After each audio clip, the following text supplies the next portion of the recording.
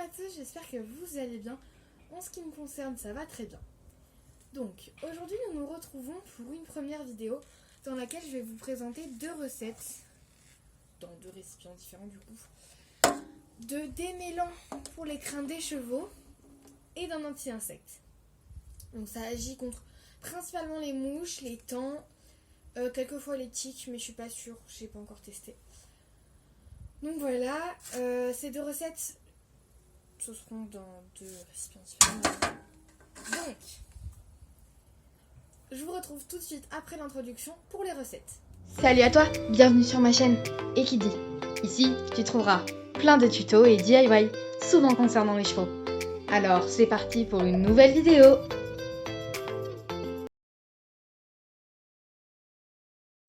Pour commencer, vous aurez besoin d'un bol, d'un fouet, d'eau, c'est la base de nos deux recettes, et d'un récipient, un spray de préférence.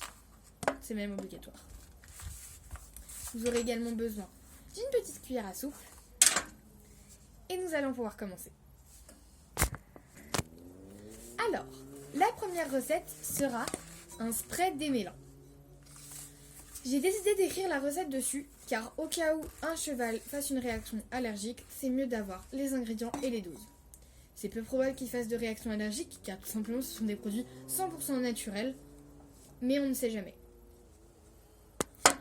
Pour cette recette, vous aurez besoin de vinaigre de cidre, de jus de citron et optionnellement d'huile d'amande douce. C'est beaucoup mieux car ça permettra de nourrir le crin et de le démêler en profondeur.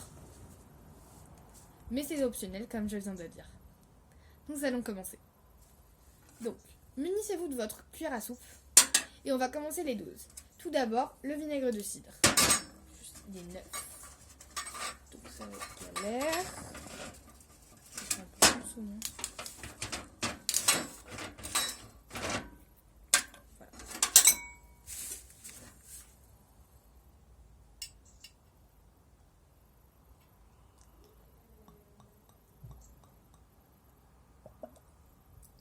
Une cuillère à soupe.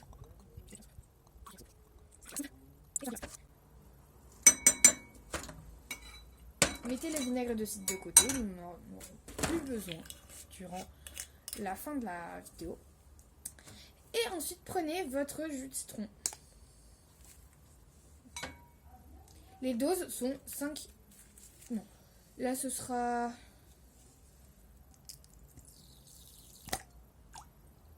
2 cuillères à soupe.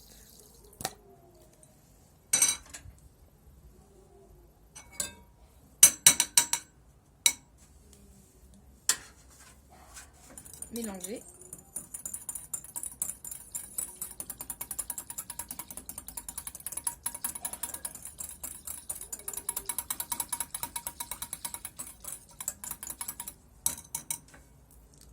Et ajoutez un tout petit peu d'eau, une demi-cuillère à soupe à peine.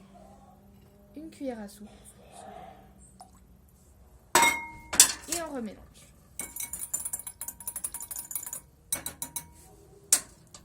Vous pouvez, si vous voulez, car ça sent pas très bon, ajouter quelques gouttes d'huile essentielle.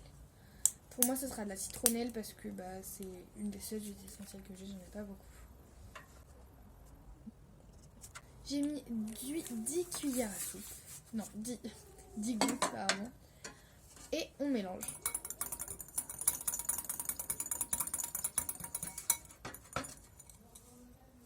Ça sent très bon.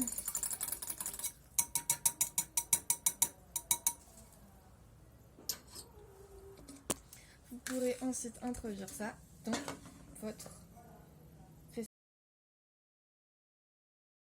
récipient. Ne faites pas comme moi, prenez un entonnoir, c'est mieux.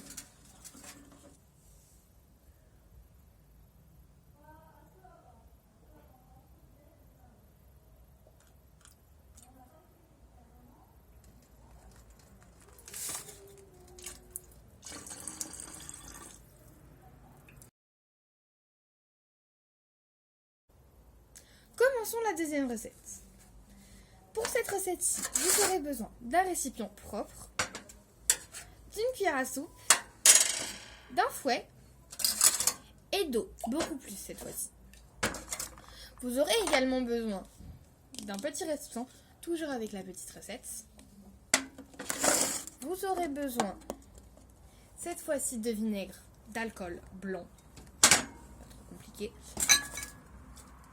de jus de citron, d'huile d'olive, 2 feuilles de menthe que vous allez faire infuser, mais moi j'ai décidé de ne pas en mettre parce que ça aussi c'est optionnel, et 2 gouttes d'huile essentielle. Cette fois-ci c'est obligatoire pour faire cuire les mouches. Donc, on va commencer par... Stop, alors là j'ai vraiment dit n'importe quoi, en fait on va pas le diviser en 4 parties, on va juste utiliser une cuillère à soupe, ce sera beaucoup plus simple, donc vous aurez les mesures juste après, mais là je me suis trompée, je sais pas pourquoi, j'ai voulu diviser mon bol en 4 parties. Bref. Donc, commençons par ajouter le vinaigre blanc.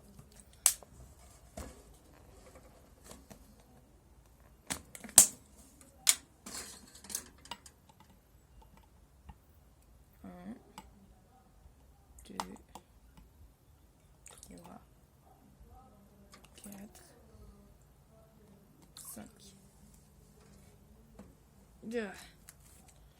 Dans cette recette, vous pouvez seulement ajouter du vinaigre avec de l'eau. Mais c'est mieux d'ajouter les autres ingrédients. 3 cuillères à soupe.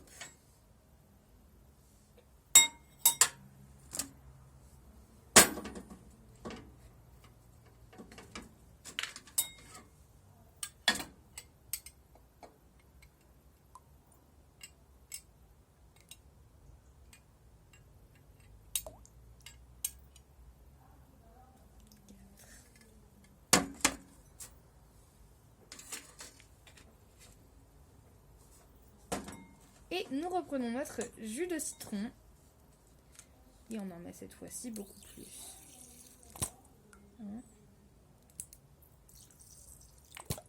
2, 3. Et enfin, une quinzaine de gouttes d'huiles essentielles.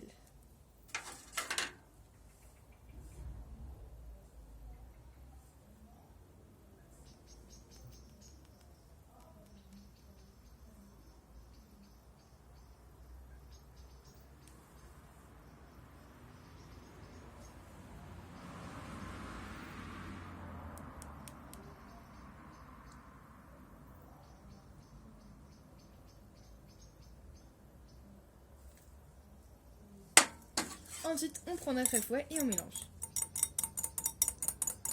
Vous devez réitérer cette étape avant chaque utilisation pour bien que l'huile et l'eau se mélangent.